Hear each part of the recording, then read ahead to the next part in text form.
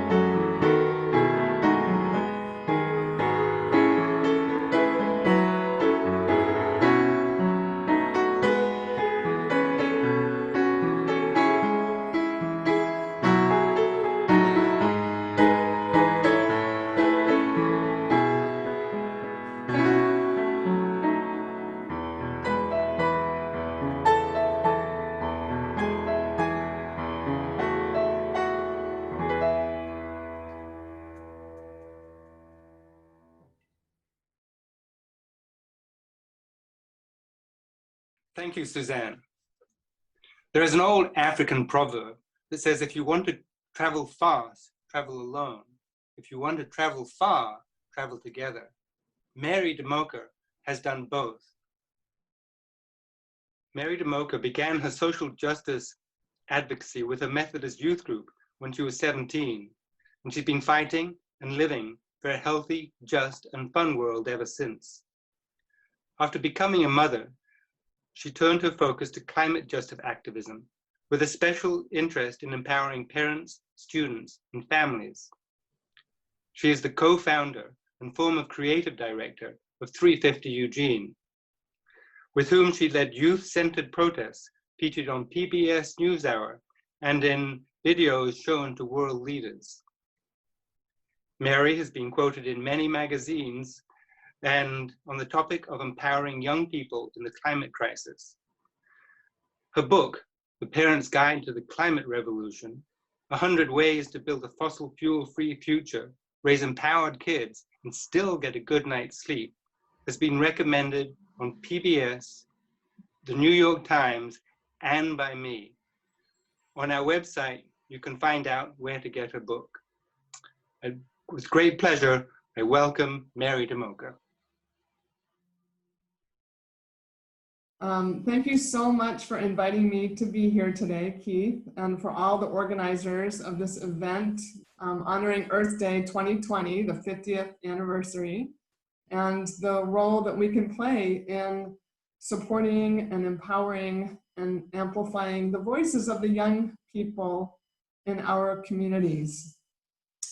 I want to do a special, just for a moment, just a little shout out, because I see Sophia has joined us. If that's okay, Sophia, I just want to acknowledge that the artist of this whole event is Sophia, who is the great-granddaughter of Keith. And Sophia was 11 years old when she did that beautiful piece of artwork.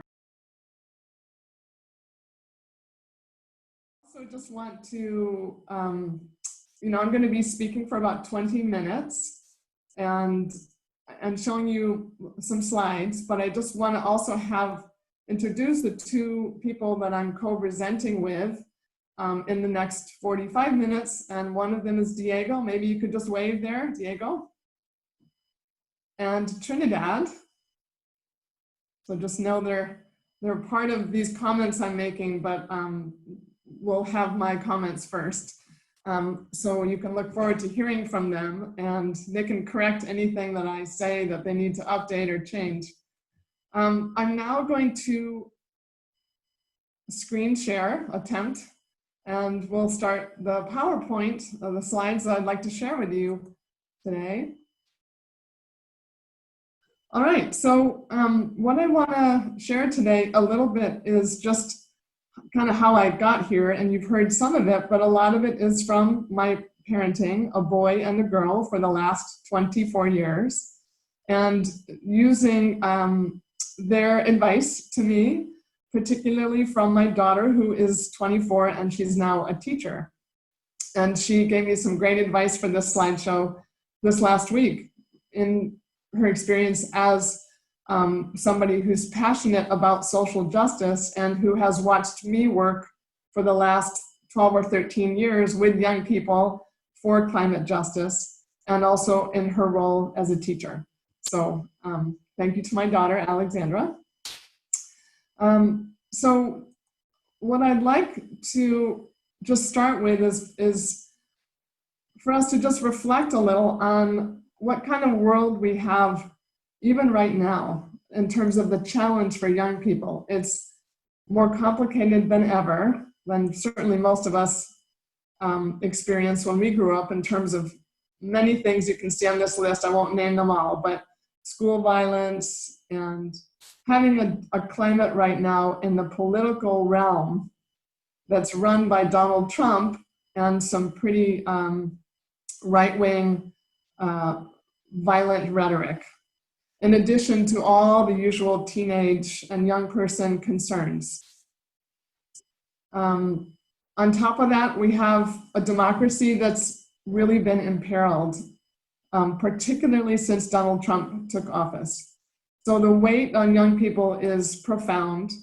And when you add to that all the storms, all the fires, all the imagery of climate destruction, you have a situation now where young people have what's called eco-anxiety or climate anxiety. And they're wondering, am I going to be okay? Many young people are getting depressed, and they're wondering, are adults going to take care of me? Are they going to take care of us? What kind of future do I have? And what makes it worse now, or more, I think the more widespread now, is that there was a report that came out a couple of years ago saying we only have, at this point, 10 more years before we hit irreversible climate tipping points. And there's all kinds of indicators out there pointing to everything that's going wrong, right? There's more ocean acidification, more droughts. Australia was on fire for weeks at a time around last fall for us. And a report came out recently about the incredible numbers of pollinators and insects that are going extinct. So children are seeing these images, they're frightening and confusing.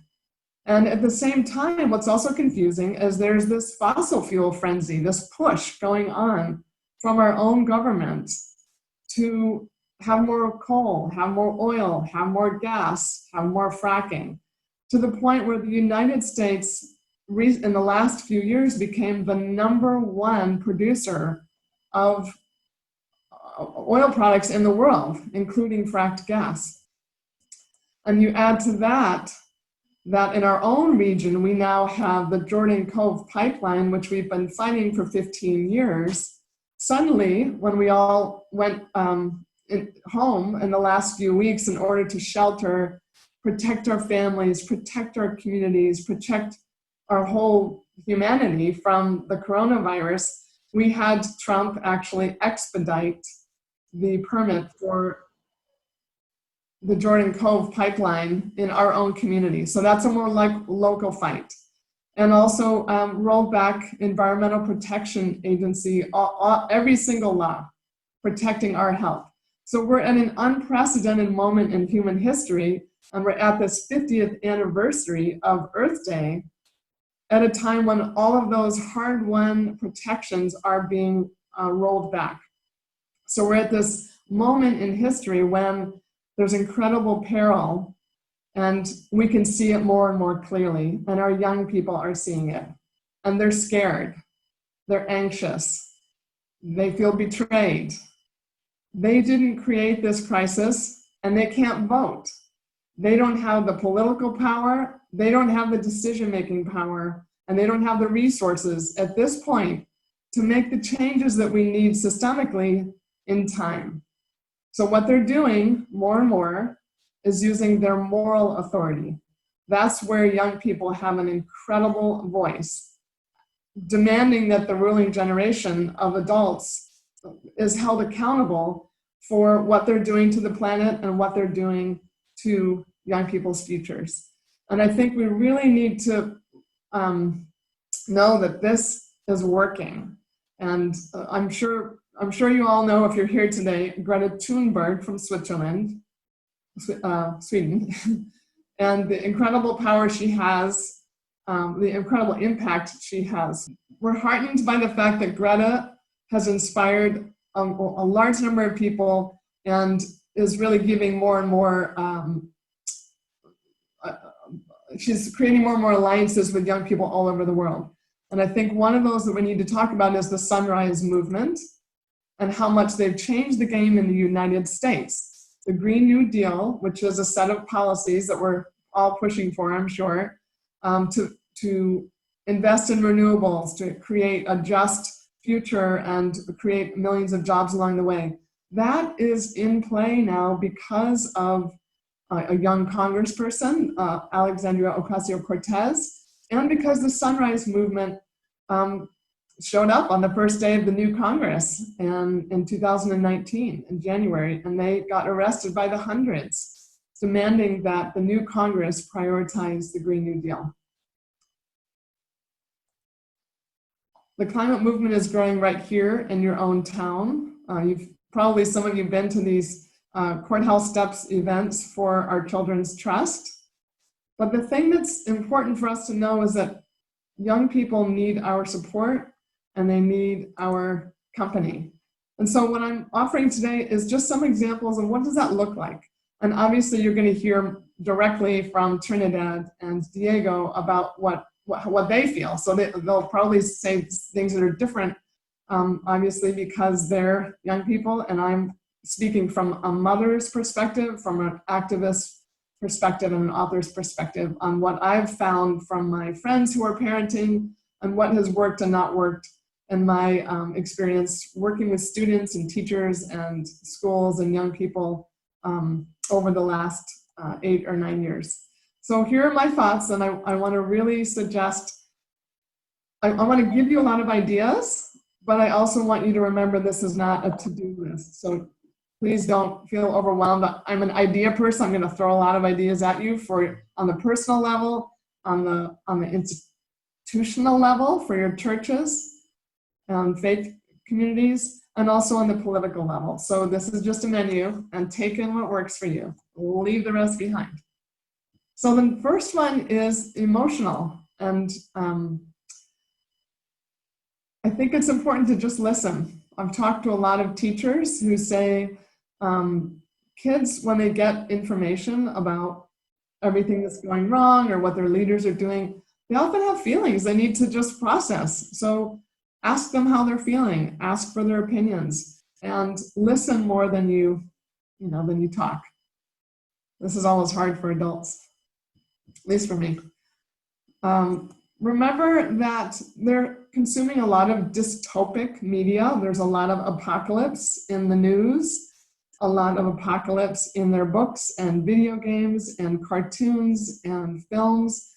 And I think it's important for us to encourage them and ourselves to tell new stories about what the future can be, and remind them and ourselves that apocalypse is not inevitable on the planet. So I'll talk more about that later. And one of the things that adults often do that I've seen over and over, and I've been guilty of myself, is cynicism and despair. And in my book, I talk about how it's not just important to watch what you say around very young people, it's also important around teenagers, because they're at a time in life when they're bombarded with cynicism and apocalypse and people who have given up around them, young people and adults. And so I just want to keep reminding everybody that we have been told that we have solutions and we can work for them. We work for science-based solutions, and we still have time for that. And here are some of the solutions that I keep hearing over the last 10 years. The main 3 that we need to think about are slashing emissions, planting trees, changing how we do agriculture. Those are all big system things. We can't do it on our own. And I talk a lot about that in my book and in my lectures, that we are not going to recycle our way out of this as individuals. We need big collective action, and that's what activists like Greta and Diego and Trinidad are working toward. From what I understand, is real system change, and that's what I focus on as well. One of the things that we can do is show young people the existing solutions. They're not being pursued in our country at this point, but I can tell you they are being pursued in a lot of places in the world and being funded in a lot of places. So have fun exploring those solutions in books like Drawdown. Maybe that someone could put that in the resource section. You can go for free online to Drawdown, and there's a gallery of 100 science-based solutions that people can be supporting and learning about and talking about. And some of those I've mentioned on this slide here, but a really big one is women's literacy. Teaching girls to read, teaching women to read, empowerment of women is one of the top climate solutions out there. Could do a whole talk just on that. Another thing that we can do on the personal level, Diego will recognize his beautiful Instagram, is to follow young people on Instagram, Twitter, Facebook, whatever platform you are on and you're comfortable with. Find the young people. Diego's Instagram is called The Climate Rainbow, and Diego, I just want to bow to you. It is beautiful. I really enjoyed looking through this week and seeing just how you created this incredible site. So we'll talk more about that later. amplify their voices. I'm friends with several kids I don't know all over the world who are doing hunger strikes. And when they're hungry and sad, they post sometimes, and I just say, I see you, I hear you, and I'll post it to other people so other adults can see what you're struggling with and give you support. And it matters. They always answer me. So just know that young people are on social media, and you can be too. That's where you can go to their spaces. Okay, next, institutional. How can our faith institutions support, empower, amplify the voices of young people? One of the big important things that's not being done enough is to have discussions. Climate justice connects to everything. It connects to what we eat at the church function. It connects to what we talk about in the weekly sermons. It connects to what we fund in our budgets. So bring it up everywhere. Bring up, how are we supporting our youth? Another thing to bring up is, what are the family activities that we're doing? You know, how can we support families who are interested in ecological events at our church, who are interested in discussions? One way we can do that is to reach out to families, reach out to parents and ask, what would you like to see in our community to support your family feeling positive about the future, to support your family engagement? How can we support your children? How can we support you? And one of the ways that a lot of mothers will say is childcare, and fathers, is childcare. Run an event and give childcare, and then the adults can go talk about how we can engage ourselves in some of these solutions. Parents are very, very busy, and we're very concerned about the future for our children, and that's a hard balance often for families. So I have a list of some activities that we've done with 350 that you could try in that list there. Another thing is just to recognize the incredible power of sequestering carbon through the restoration of natural resource areas like riparian areas and wetlands, coastal forests, rangelands. There are all kinds of groups in our region that are doing natural resource restoration. So you can find those online. We can put up resources like the Mid-Coast Willamette Watershed Council, Mid-Coast Watershed Council that's doing a lot on the Oregon coast in our county. So find your local restoration group. There are tons of them, and see if you can volunteer with young people. One of the things that my daughter said in high school was, hey, give us something positive to do to help. It can be a heavy topic, you know, climate destruction, but make it fun. And if you can, give us snacks. So that was really an important tip for me, is you always want to bring snacks if you can. Another thing that she suggested is get excited about their ideas. Don't say, when you sit down to say, hey guys, what do you think about what's going on? What do you want to do? And when they're brainstorming, don't let the first thing out of the adult mouth be, I'm not sure that's actually going to work, or that looks really hard. Just roll with it. Go with their ideas, figure out the problems, you know, solve the problems later. Another thing that's important is to connect kids to each other. And so that can be on two levels. That can be on the national or international level, where maybe you get them Greta's book. Maybe you get them the book that's coming out by Jamie Margolin called Youth to Power. Maybe you send them a link to a speech that a young person gave from Our Children's Trust. And then remember, just as important, or maybe more so, is who are the people in their own, right here in Eugene, Springfield, right here in your own community, who are the leaders, who are the members of groups just waiting for an invitation to become a leader? How can you facilitate the youth in your own church and your own community and your own families to become leaders? So here's kind of a longer list. This is starting a climate club for a high school in Eugene. This is back in 2014 or 15, some parents and some young people. And we just met in the backyard, and the EG 350 South Eugene High School club was born. And it really was just a matter of hearing young people say we'd like to do something and helping them do it. We created the space, we brought the pizza and facilitated that, asked good questions, and then we stepped back. Can you do that at your church? Can you do that in your neighborhood? At your church, can you give them a pulpit for 1 week? Can you have youth speak out day? Can you have a lecture series? Can you have an art gallery? You've got a lot of space in a church building. Can you donate the space for a month to Youth Voices?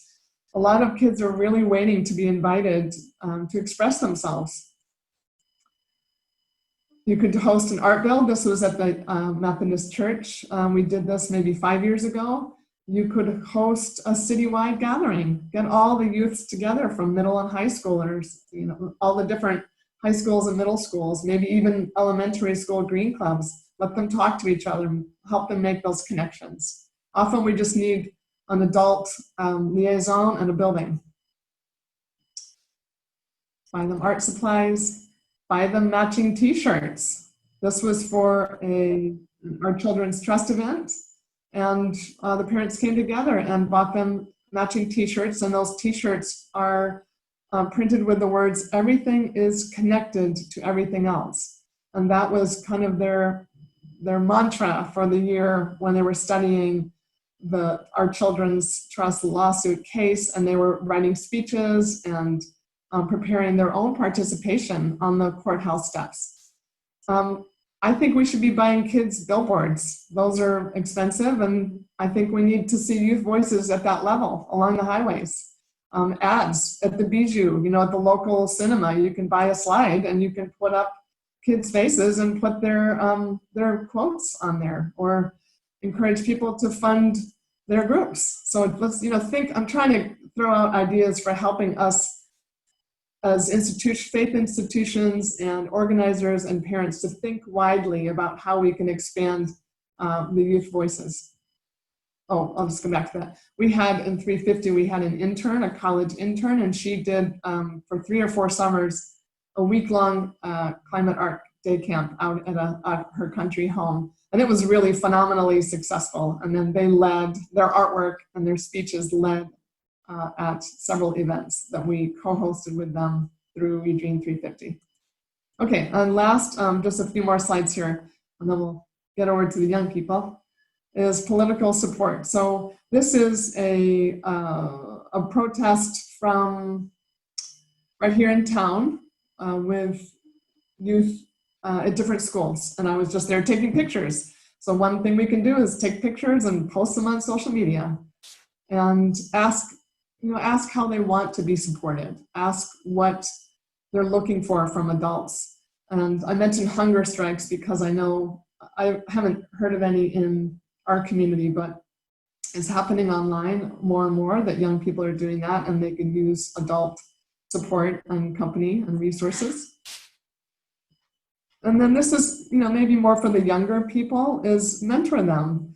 You know, if they want to write speeches, help them really have high quality speeches, because it's a learned skill to write a speech. It's a learned skill to deliver a good speech. So make yourself available, and remember that you probably have more resources to offer than you realize. Teach them to make it compelling. Storytelling is that's something that takes time to learn how to tell a story well. So give them honest feedback, encouraging feedback, but make it compelling and professional. And then really step back and let them run the show. We can be stage managers, we can be, you know, organizers and liaisons, but let them run the show and make sure to show up and smile and tell them what a great job they did. And another important thing is to point the media toward young people and remind young people that reporters like to hear from them, because most people that are young don't know that. And lastly, I think it's important to remember that activism works, and that here in the Northwest, we have a real fight on our hands. With the Jordan Cove pipeline, we have a fight on a global level, all kinds of fights on our hands. But we also have been winning, for the most part, on the Northwest Green Line front. We're called the Green Line, where energy projects go to die. And many people in the Northwest don't know that. They're despairing and they don't realize that we've had, in the last 7 or 8 years, dozens of projects, terminals, pipelines, new oil train routes proposed and aggressively pushed by government, by industry, and not a single one has been built. And that's important to remind young people about, because we're in for the long fight, but we do have victories and we need to talk about them.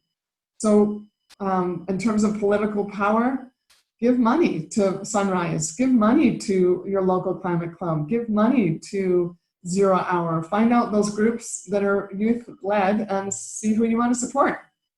And make sure you support the young people in your own community. And then this is an important year to make political changes. The biggest changes that we need are on the federal policy level. And this is the year to really support young people are out there in, they're making an army of young people to try to get Donald Trump out of the White House and get in a climate champion, or at least somebody who's leading and acknowledging it. Okay, so I don't think we can underestimate the importance of this election for young people and their future this year.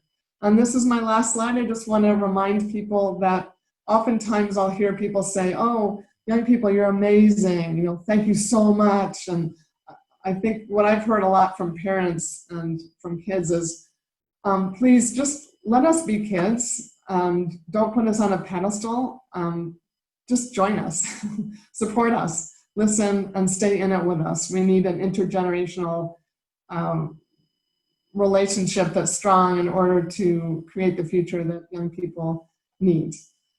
So with that, I'm going to end my slideshow. Now we're going to move over to interviewing Diego and Trinidad. So excited to hear from you. So I guess I want to ask you each to introduce yourselves and Paul. I'm Diego Villarreal. I'm 14. I go to Cobra Community Charter School. I'm with Sunrise Eugene and Extinction Rebellion Youth. However, I'm more active with Sunrise, especially since the stay-at-home orders. That's pretty much it. Okay. And Trinidad? I'm Trinidad Fabiana Biso. I'm 16 and I go to Churchill High School. I'm involved in the Churchill Climate Action Club and I attend meetings at Sunrise, and I just go to meetings around wherever I can in Eugene to get myself informed. That's about it. Great. Well, maybe you could tell us each, and I'll start this time with you, Trinidad. How did you first get involved in climate justice work? What was kind of the first time that you started becoming active? I think I didn't really start getting active until I got into high school. Just by going to meetings, I realized how much I wanted to be informed and how much I wasn't informed in middle school. So I made it a point to, whenever I could and whenever I had the time, to attend meetings around Eugene and see speakers coming through the U of O who were talking about climate justice. And from there, it just kind of grew, I guess. Mm-hmm. Diego? Well, I started with activism in 6th grade with my brother, like gun control, after the shooting in Florida, the 17 kids who died. So we started doing protests at our school, or like just one, I guess. And like since then, I had been going to protests just organized locally, like immigration rights protests, stuff like that. And I've always really cared about the environment. Like, I thought it was more about individual change though. So I guess in 7th grade is when I really started to wake up to the fact that we needed systemic change. And so that's when I started to organize protests at my school. And I reached out to some organizations. I got in touch with the Global Climate Strike Coalition, here in Eugene. And through that, I just got involved more with Sunrise and other organizations. Maybe you could tell us about your, just for a moment, about your Instagram. I was a follower on the Climate Rainbow before I knew it was you, and I was so impressed with how you're really dealing with some thorny, political issues on there, and in a really beautiful way, and dealing kind of with sometimes with people who a little bit seem like borderline trolls that you kind of have to engage with. And so just tell us all a little bit about your experience with that, and are you inviting all kinds of people to join on that and be part of that? So yeah, I run that one alone. It's called the Climate Rainbow because with the environmental movement, it's not just like save the world, it's also stop racism, sexism, other, like, pretty much everything that we face. And I just think that highlighting that was necessary, so I started that account. It's been different things throughout the years, but I just decided to name it the Climate Rainbow because, like, there's such a broad spectrum in climate activism. Yeah, maybe I'm going to jump to Trinidad now, and I know you've talked, you've written me about how important addressing environmental racism in your community is to you, and how you've traveled a lot throughout the world, and you've seen a lot of different cultures. Maybe you could just talk a little bit about what aspect of this work excites you and what your goals are. Yeah, so basically I've had the opportunity to travel a lot, and through those travels I've been able to see how climate change has impacted different people around the world.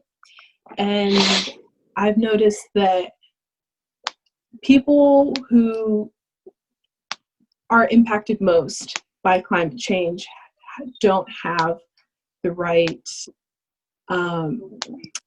resources to protect themselves from climate change, so they're suffering the most. And that's kind of why I decided to get involved in environmental justice work, because I was seeing family and I was seeing everything firsthand through my travels, and people that I became really close to be impacted so heavily because of climate change. So that's kind of what motivated me to begin with. Great. Well, tell me, you have probably talked to a lot of adults in your time as youth activists, and I'm sure a lot of young people, but I'm curious, since this is a group of mostly adults, what kind of responses have you gotten as you've gotten deeper into this work and it's become more important to you over the years? What kind of adult support feels empowering to you, and what kind doesn't? I'll start with you, Trinidad. Yeah, so mainly it's been a lot of really adults being really supportive and understanding about this, and really excited for that the youth want to speak up. But we also have received lots of pushback from the school because of organizing strikes and marches and stuff like that. We've definitely gotten quite a bit of pushback, and that's kind of discouraging because it kind of limits the outreach that we try to achieve. But for the most part, outside of a school setting, it's been really positive. Mm-hmm. And how about you, Diego? What kind of adult support has felt empowering to you, and what kind of support has not felt empowering? Well, what has been empowering? Let's see. It's when, like, my climate elders kind of step back and really listen and support rather than, like, take over, because the youth are the forefront of are at the forefront of this crisis, and so we're the ones who are going to be wanting to call the shots. And what is not empowering is, like, when we're told that it's just not going to happen, too expensive, the timeline isn't like a reality, like a realistic goal. And like just saying that you like just opposing us is not empowering. Yeah. And I would love to hear, what advice do you have for parents or for people in religious communities, or just any adults in your family or community who want to support you, whether it's, you know, for a club or funding? What's the best way that they can support you at this point if they want to try something, step forward?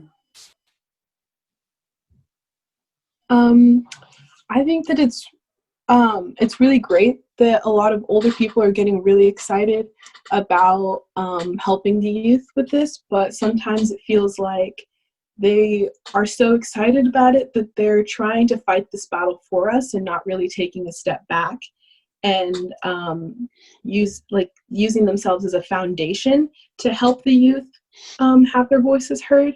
So I think it's really important to understand that, yes, we need your support and that's really helpful and that's great, but also there is a balance between, okay, I'm going to do all of this for you, but it's more of a fight that you need to fight with us and not for us, if that makes sense.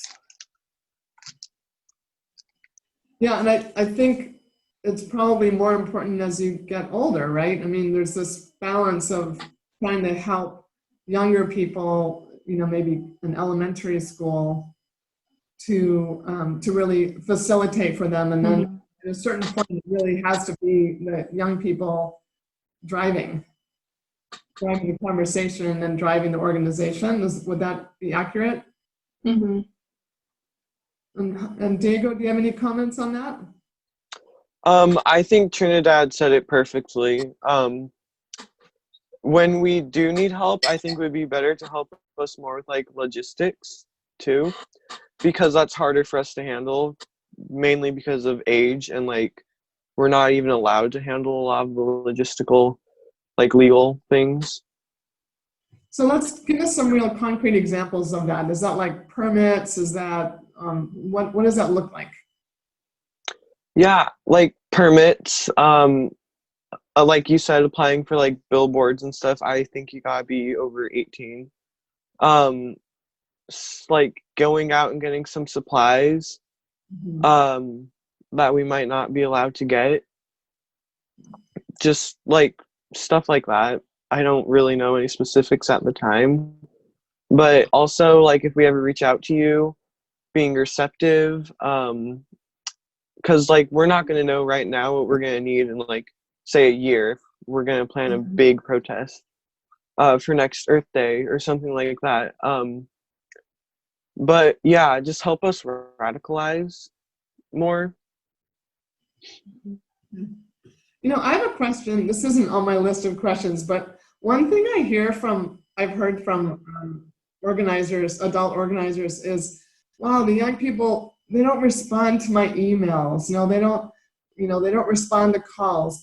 Do you have any advice for adults who are frustrated? What does that mean if there's no response? Like, let's say you've expressed interest in something, but there's no response. Does that mean you're not interested? Does that mean you need a different way to be asked something? Just educate us as people who are not quite as tech savvy or not maybe on the same platforms as young people. We'll start with you, Trinidad.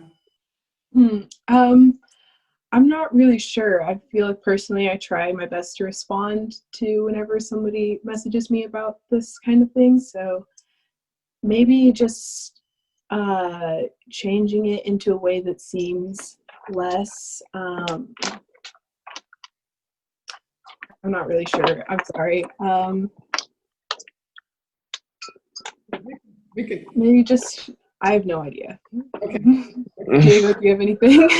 I mean, like, yeah, sometimes I'll just miss deadlines because I have so much stuff going on, like, between activism, like, especially if it's not a group that I'm already, like, associated with, it's harder to kind of stay in touch and like keep on top of the emails, just because I get so much between school and like extracurricular and just everything. It's, yeah, I don't know, just maybe to get people to actually be more receptive. I don't know, like maybe it's because they don't think it's fun, like maybe make it more interactive. I don't know. Okay. Well, what are you both working on now? What's next and what are you excited about? We'll start with you, Diego.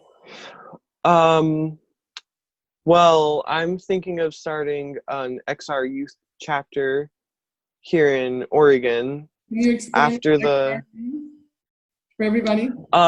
well, so like XR Youth is its own group, so it's like broad. It's on the, global spectrum. So a chapter would be just a localized group focusing more on Eugene and Oregon rather than like national or even international, because while we are thinking globally, we're acting locally because that's what we really need to get what we want in this fight for climate justice. And here, I feel like, could you repeat the question? Because I had more to add, but I forgot. I was asking what you're working on. What's next for you? What are you excited about? Okay, so yeah, just getting more radicalized, because I feel like here in Eugene, we're like, we want stuff, but we're not really willing to work towards it. And like, we'll do rallies, but rallies and school strikes, I mean, we didn't even really get on board with school striking, I don't think, like every Friday, but like that stuff, it's kind of like normal now. So just finding ways to radicalize more and push our message forward and showing that we won't back down till we get what we want is what I'm wanting to work towards with like youth and even like climate elders, everyone in between. I just want a united front where we can all really be willing to fight for what we want. Okay, thanks. And what about you, Trinidad? Yeah, so right now, some friends and I have been talking about putting together like a neighborhood coalition for like the West Eugene neighborhoods, and put together supplies and food for people around like the homeless communities around here, and see what we can do to help them out and maybe make that a long-term thing, and going around the neighborhood and asking people if they want to help and giving them examples of resources that they can provide for us. And also going off of what Diego was saying, I completely understand that of like people here in Eugene aren't really feeling empowered to do anything anymore. We've noticed this with our Churchill Climate Action Club, that whenever a march comes, we try so hard to get people to show up, and the amount of people that are coming has decreased so much because they happen so often. So people just kind of feel like, I don't know if they feel less empowered or like, oh, there'll be a next one, and that's something that's really discouraging for our climate action clubs. People here in Eugene a lot of the time don't really feel empowered to do anything, or do that much. Yes, and especially now we're in such a time right now of, there was this big fierce uprising planned for a lot of student strikes, and people are really in a time of transition of how are we going forward. So it's probably especially difficult right now. I'd like to I see that we're almost, I guess we're about at timeout. So I guess I would say, is there any last thing you'd like to say to this group of people? Each one, let's start with you, Diego. Is there anything you'd like to just say as one more thing we haven't gotten to? Just thank you for like listening to us, hearing what we have to say. Because I know that not a lot of older people are willing to do that, to show up and help and listen. So yeah, just thank you. Yeah. Also, I think it's really important to understand that going out on marches and being a part of these kinds of things, it's really important, but it doesn't look the same for all demographics. Like, for example, a lot of people may feel like they can't go on marches due to their legal status because they may be undocumented, and monolingual people may feel like they don't really have a voice in these kinds of environments. So I think it's really important to create an environment where we can involve as many people as possible. So yeah, thank you so much for having us, and thanks for listening, I guess. Yeah. Thank you both so much. And I'm gonna, I'll let the next person take over. I think that's Keith.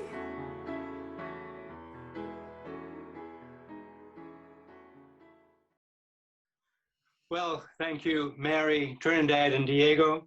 That's certainly given me lots of food for thought.